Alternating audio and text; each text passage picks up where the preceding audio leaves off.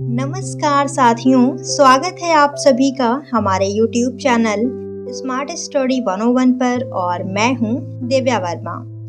तो दोस्तों, आज की क्लास में सूरदास जी के एक अन्य पद की हम व्याख्या करने जा रहे हैं।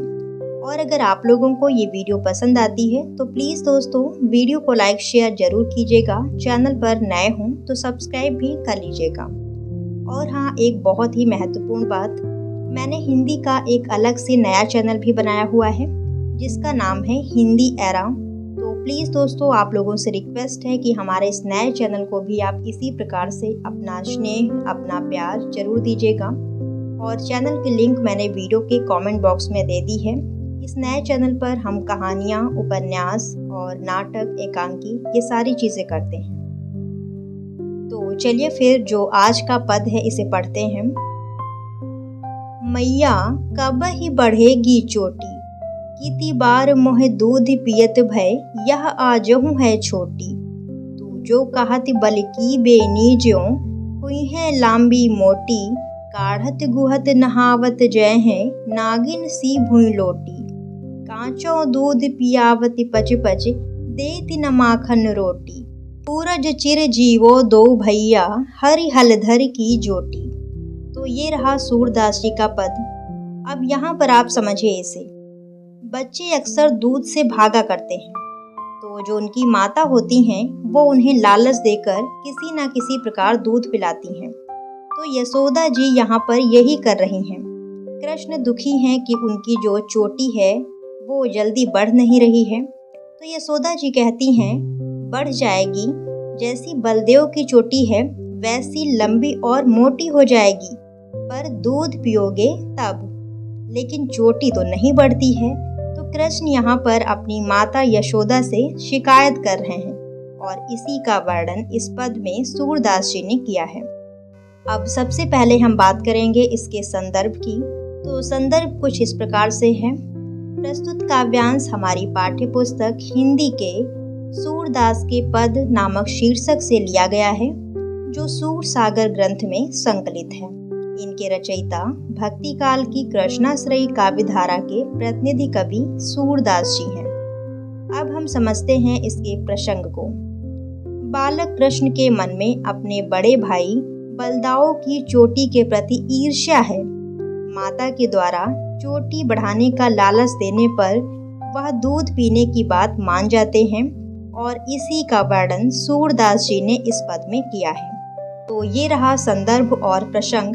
अब हम बढ़ते हैं इसकी व्याख्या की तरफ। तो यहाँ पर जितनी पंक्तियाँ हैं, हर एक पंक्ति का अर्थ हम अलग अलग समझेंगे। तो पहली पंक्ति है, मैया कब ही बढ़ेगी चोटी।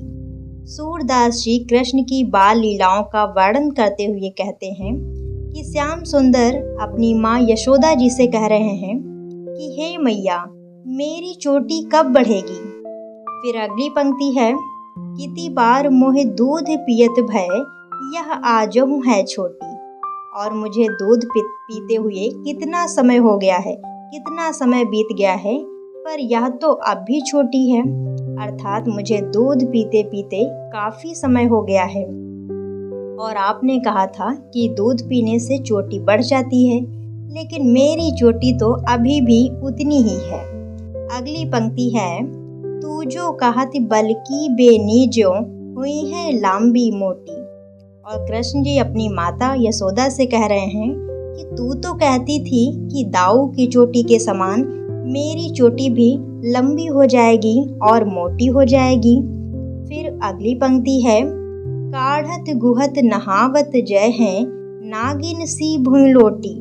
और तूने यह भी कहा था कि कंघी करते समय, गूंथते समय और स्नान कराते समय मेरी यह चोटी नागिन के समान भूमि तक लौटने लगेगी, अर्थात बहुत लंबी हो जाएगी। यशोदा जी श्री कृष्ण से क्या कहती थी कि तुम्हारी चोटी इतनी लंबी हो जाएगी कि जब मैं तुम्हें स्नान कराऊंगी या तुम्हारी चोटी गुथूंगी या तुम्हारे बालों में कंघी करूंगी तो ये जमीन पर सर्पिणी के समान इधर उधर लौटेगी। फिर अगली पंक्ति है, कांचो दूध पियावत पच पच, देती न माखन रोटी। और तू मुझे कच्चा दूध थोड़ा थोड़ा करके बार बार पिलाती रहती है और मुझे खाने के लिए माखन रोटी भी नहीं देती है। यह कहकर मोहन मचलने लगते हैं। फिर अगली पंक्ति है, सूरज चिर जियो दो भैया हरि हल धर की जोटी। और अंतिम पंक्ति में सूरदास जी कहते हैं कि बलराम घनश्याम की जोड़ी अनुपम है, अद्वितीय है, ये दोनों भाई चिरंजीवी हों। और इसी के साथ ये व्याख्या समाप्त होती है। अब हम बढ़ते हैं इसके काव्यगत सौंदर्य की तरफ। तो यहाँ पर भाषा साहित्यिक ब्रज है और छंद गेय पद है, शैली यहाँ पर मुक्तक है और रस वात्सल्य है, गुण माधुर्य है। और अगर अलंकारों की बात की जाए तो यहाँ पर अनुप्रास अलंकार, उत्प्रेक्षा अलंकार और उपमा है। इसी के साथ आज की वीडियो समाप्त होती है।